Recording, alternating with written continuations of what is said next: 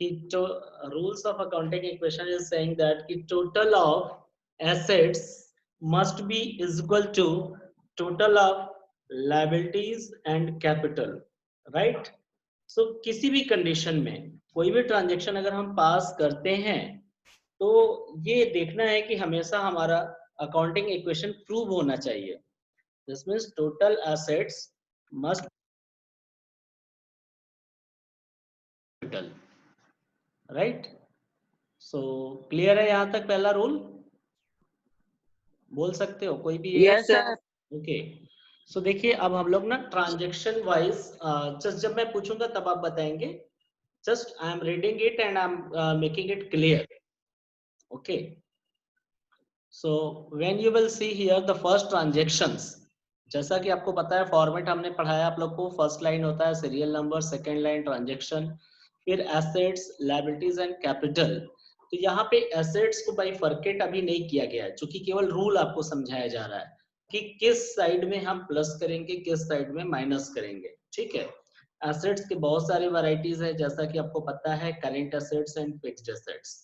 ठीक है. तो यहाँ पे बाइफरकेट नहीं किया गया है. कैश, स्टॉक, डेटर, ये सारी नहीं लिखा है. टोटल एसेट्स को एक कॉमन वर्ड दिया गया है यहाँ, और लायबिलिटीज एंड कैपिटल को एक कॉमन कैटेगरी दी गई है. बिकॉज लायबिलिटीज मींस क्या होता है, the amount due to outsider is called liabilities. ठीक है. और capital the amount refers to the amount invested by the owner. Okay. So हम पहला ट्रांजैक्शन पढ़ते हैं और आप लोग को समझाते हैं कि इसका इफेक्ट क्या होता है. तो बहुत अच्छे से आप लोग को समझ में आएगा. आप ध्यान दो कि थोड़ा सा. First transaction is saying that capital brought in. तो अब सोचो, सबसे पहले let me clear one thing. आप अपने आप को ओनर नहीं एज्यूम करोगे. सबसे पहला चीज, आप अपने आप को क्या एज्यूम करोगे? अकाउंटेंट.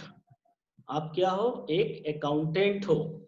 और बिजनेसमैन अलग है और बिजनेस फर्म अलग है. ठीक है. तो आप किसके अकाउंटेंट हो? बिजनेस के.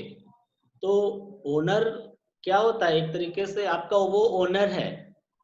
बिजनेसमैन आपका ओनर है, और बिजनेसमैन जो भी आपसे कहेगा आपको करना है. तो आपको एज एन अकाउंटेंट उसने अपॉइंट किया है, और आपको उसके अकॉर्डिंग, उसके ऑर्डर के अकॉर्डिंग सारे ट्रांजैक्शंस को रिकॉर्ड करने हैं.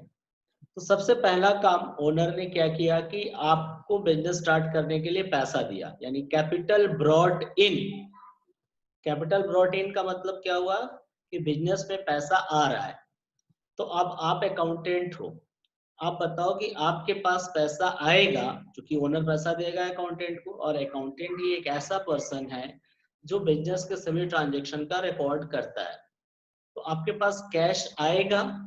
तो कैश क्या होता है? एसेट्स होता है. लास्ट क्लास में मैंने आपको लिस्ट भी बताया था.